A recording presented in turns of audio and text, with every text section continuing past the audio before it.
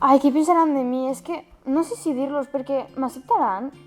Bueno, i si no ho fan, és que tenen que acceptar-me perquè és com soc.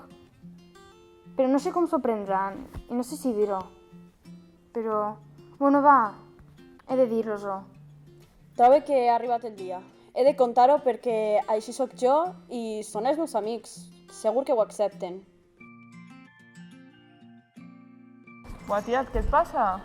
Conta'ns. Ai, he de dir-vos una cosa. Què passa? Que és que m'agraden les ties. I què? No passa res? Hòstia, menos mal, pensava que t'agradava la paella amb chorizo. No, tia, això no. No estic preocupat per això. Exacte, és el més normal. Ai, sí. He de dir-vos una cosa. Què passa? M'agraden les xiques. Pero tú estás loca. Mare meva. ¿De qué vas? Elena, qué fort. ¿Tú trobes això normal? Lesbiana, en serio? Madre meva.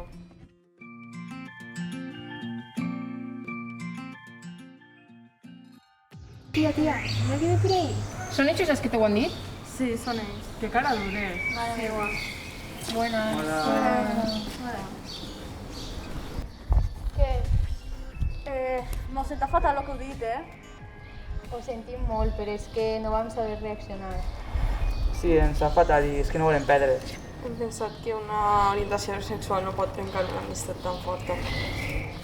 Em va sentir fatal, però no pot condicionar això a la nostra amistat, així que si voleu sentar-se... Vale, gràcies. Bueno, i si m'anem tots a sopar? Sí. Vale, guai! ¿Es pizza? No, chino.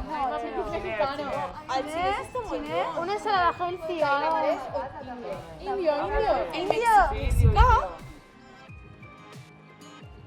Va ser en 1990 quan la OMS eliminà l'homosexualitat com a una malaltia mental, fent, per tant, que aquesta orientació sexual es convertirà en una lluita contra el canvi i la diversitat plena. Per això, que els joves i la societat en conjunt estem lluitant contra la fòbia, l'odi i, per tant, aconseguir un món on reina la pau. Hem de ser conscients del dolor que causen algunes paraules, comentaris o simplement actituds en el nucli familiar o un grup d'amics. Perquè qui som nosaltres per llevar la llibertat a algú d'estimar?